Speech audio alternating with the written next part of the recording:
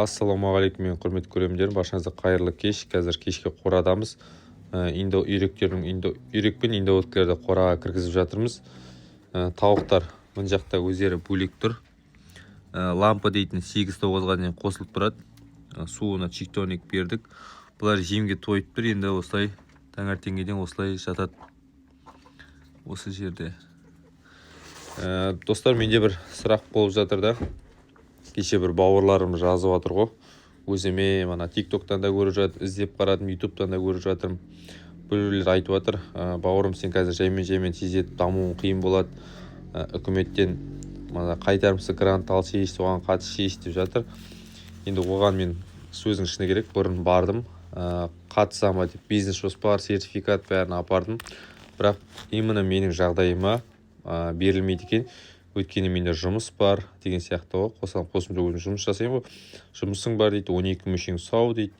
Типі саған бермейміз дейді. Ондайларда манадай күйеуі қайтқан, жолдасы қайтқан әйел адамдар, көп бала ата-аналар, манадай асыраушы жоқ дейді ғой. Сосын мүгедек асырап отқан адамдар, сондай бірдемелер топтарға жатқызатын адамдарды алады екен.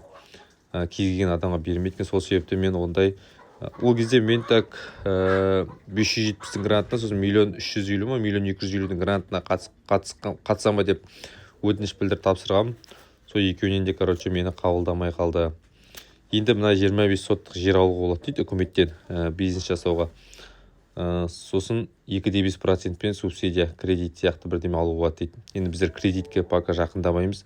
Вообще кредитке кірмей, нөлден бастап жатқаннан кредитке кірмей бастағымыз келіп тұр. Ендігі мәселе 25 соттық жерді кім алды үкіметтен? ЛХПТ дей ма? Сондай бірдеме дейді. Жеке мақсатына пайдалануға. Сондай алғандарыңыз болса, комменттерға жазып кетіңіздер. Немесе көмектесе алатындар болса, Орал қаласынан тоже жазып кетіңіздер. Енді тиын жаған андай-мындай орамалы дейтін сияқтылар болады ғой. Солай енді көмектесем дейтін жандар болса, хабарласыңыздар. Сол біз енді жер алып, жекешеленіп, кәдімгідей айдалада болса айдала, ауылдың арасы болса ауыл арасы, бөлек шет жақтан жер алып, сол жаққа бастағымыз келіп отыр ғой. Өйткені қазір бізде шарбақтан бастайтын болса, ертең сасиды бәрі. Сосын өзімізге неприятный қонақ келгенде көршілер тағы жалғыз жүреді, тағы штраф, андай-мындаймен тағы проблема болып кетуі мүмкін. Сол себепті 25 соттық жерді алып, айдаладан береді ғой, енді полигон құс шаруасына асайтын. Соны айналысқымыз келіп жатыр. Соған көмектесем, осындай жасаймыз дейтін адамдар болса, хабарласыңыздар. Енді ақша жағы проблема емес, көмек өзім беремін енді.